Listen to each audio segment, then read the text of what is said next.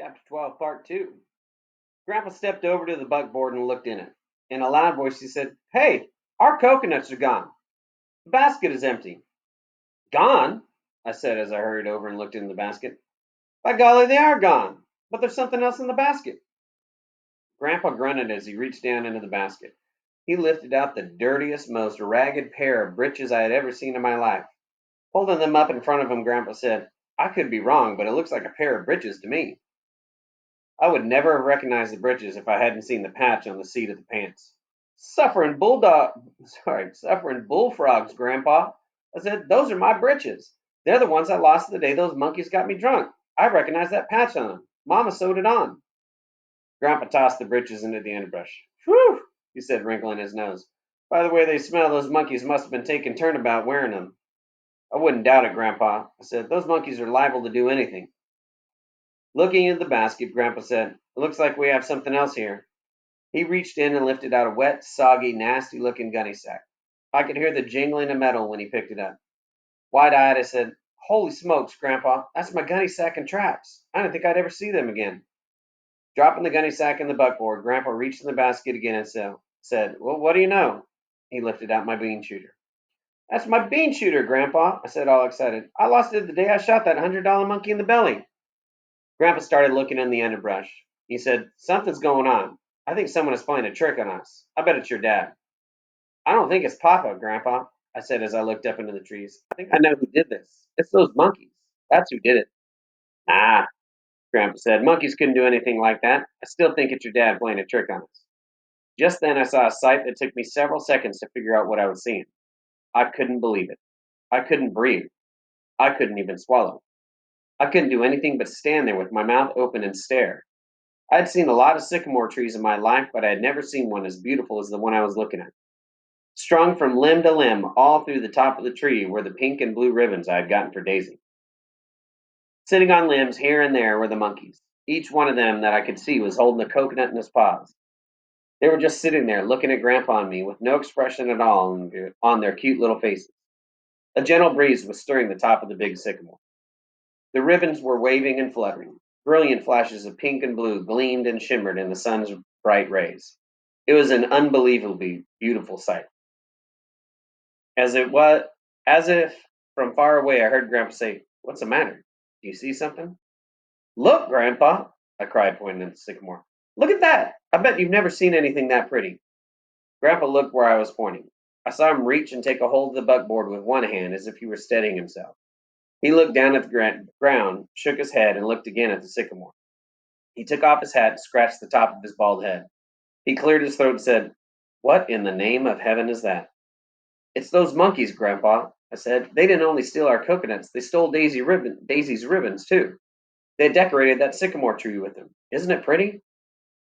Grandpa never said a word. He just grunted and kept staring at that beautiful sycamore tree.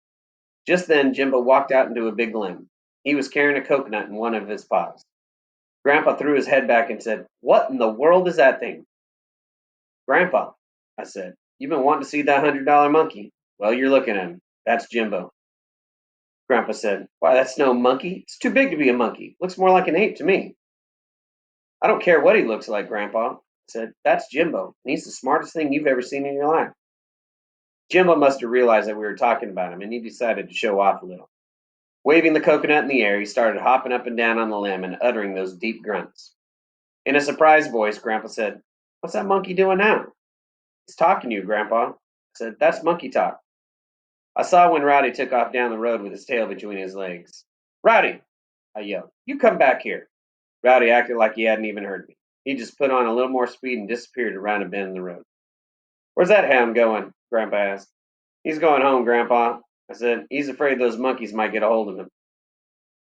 Jimbo had seen Rowdy take off for home, and it pleased him. He opened his big mouth and made the bottoms ring with his shrill cries. Watching Jimbo, Grandpa said, "If I didn't know better, I'd say that monkey was laughing at us." "He is laughing at us, Grandpa." I said. "He gets a big kick out of anything like this. If he were down on the ground, he'd turn a few somersaults for us." Mumbling something that I couldn't understand, Grandpa reached down and picked up a good-sized stick. "What are you going to do with that stick, Grandpa?" I asked. "I'm going to see if I can wrap it around that monkey's neck," Grandpa said. "I don't like to have people laugh at me, much less a silly monkey." Oh, Grandpa, I said, don't do that. Don't ever throw anything at those monkeys. They'll come down from the tree and jump on us and eat us up. Ah, Grandpa said, looking at me, they wouldn't do anything like that, would they? Oh, yes, they would, Grandpa. I said, I know. No one knows what those monkeys would do any better than I do. If you hit Jimbo with that stick, he'll sick those little monkeys on us and they'll eat us up. Grandpa must have believed what I was telling him. He dropped the stick and looked at the sycamore again. They're gone, he said in a loud voice. Where did they go? I looked, and sure enough, the monkeys had disappeared. I felt like bawling. They're gone all right, I said. So are our coconuts and my pony and my 22. Doggone it, just when it looks like I have a cinch on getting my pony and 22, something like this happens every time. What are we going to do now? We're still going to catch those monkeys, Grandpa said as he untied the halter ropes from the gum tree. I'm mad now. Just because we lost those coconuts doesn't mean that we have to give up. No siree. We're still going to catch those monkeys. How are we going to catch them, Grandpa? I said. We're going to build that pen just like we planned, Grandpa said. We'll use apples for bait. We'll use everything I have in my store if we have to. We're still going to catch those monkeys. Before Grandpa and I got into the buckboard, we took another look at that beautiful sycamore tree. Grandpa chuckled and said, when you think about it, those monkeys didn't exactly steal our coconuts. They made a trade with us. They traded us year-old britches, gunny sack, traps, and bean shooter for the coconuts. It's as simple as that. Grandpa, I said, now do you believe those monkeys are smart? Yes, Grandpa said as he climbed into the buckboard. They're smart, all right, but they're not smart enough. I still believe there never was an animal that couldn't be caught. We'll see. We'll see. When Grandpa and I came in sight of our house, we saw Mama, Papa, Daisy, and Rowdy standing on the porch. As we drove up, Papa said, is everything all right? When I saw Rowdy coming home alone, I was kind of worried. Grandpa didn't get out of the buckboard. He just sat there, holding the reins in his hand and looked at Papa. He shifted a little on the seat and said, I've never deliberately told a lie in my life, but if I thought I could tell one and get out of this, I would. I'm going to tell you what happened to us, but I don't think you're going to believe it. I saw it happen, and I don't believe it. Taking his time, Grandpa told Papa everything that had happened to us down in the bottom. Papa started laughing. I had never seen him laugh so hard. He stood up and laughed. He bent over and laughed. Then he got down on the porch, buried his face in his arms, and laughed. Mama started laughing too. Rowdy got all excited and started bawling. With all that laughter going on, I laughed a little too. Everyone was laughing but Daisy. She didn't crack a smile. With an angry look in her eyes, she just stood there looking at me. Grandpa either got mad or disgusted. Anyway, he looked at me and said, give me a few days to get things straightened out at the store, and then we'll build that pen. We're going to catch those monkeys and stop some of this laughing. He took off down the road with the buckboard bouncing and the dust a boiling. Grandpa wasn't out of sight when Daisy said, Jay Barry, do you mean to tell me that you lost my ribbons? I didn't lose them, Daisy. Said those monkeys stole them. The ribbons are down there in the bottom, strung all over the top of a sycamore tree. Daisy said, you're always bragging what a good tree climber you are. Why don't you climb the tree and get the ribbons back for me? Climb the tree? I exclaimed. Oh, Daisy, you don't know what you're talking about. I couldn't climb that sycamore. It's the biggest one in those bottoms. Why, it's 150 feet to the first limb. With fire flashing from her blue eyes, Daisy said, J. Barry Lee, I don't care if it's 550 feet to the first limb. You could get yourself down there and get my ribbons. That's the least you could do. Mama said, I think we'd better forget about the ribbons. I didn't want him climbing any sycamore trees. I'm going to order some ribbons from Sears and Roebuck. I'll get you 3 spools of ribbons. Your chapter 12, part 2 question. Sears and Roebuck. What is it called now? Sears and Roebuck is just Sears. And that's barely been around. Back to the video. That helped to calm Daisy's feeling a little, but not very much. She was still upset about those stupid ribbons. Jay Barry, she said, I'm not going to speak to you for 6 months. I'm not even going to pass anything at the table for you.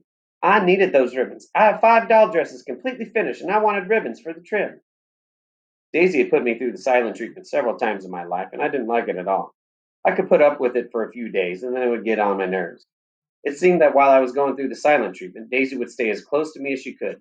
She wouldn't say a word, just stare at me with her mouth clamped shut as tight as a snapping turtle. The only way I could break the spell was by giving her something, or by promising her something. Daisy, I said, if you won't be mad at me for losing your ribbons, I'll let you have Sally Gooden's next calf. Daisy's eyes lit up and she said, you will? I nodded my head. All right, Daisy said. I'm going to hold you to that. Let's shake hands on it. I shook hands with her and watched as she hobbled on into the house, as happy as a lark. Daisy and I took turnabout claiming Sally Gooden's cats. Even in that deal, I always came out on the short end. Every time it was Daisy's turn, Sally Gooden had a heifer calf. Every time it was my turn, she had a bull calf. Bull calves weren't worth 15 cents. I wasn't feeling too good when I went to bed that night. It had been a terrible day for me. Along with losing the coconuts, I had given up my calf, and wasn't any closer to having my pony in 22 than I was the day Rowdy treed the first monkey. I hadn't completely given up on catching the monkeys. I still had a lot of confidence in my old grandpa. With his help, I figured that in the long run, I'd come out all right. I always did. End of chapter 12.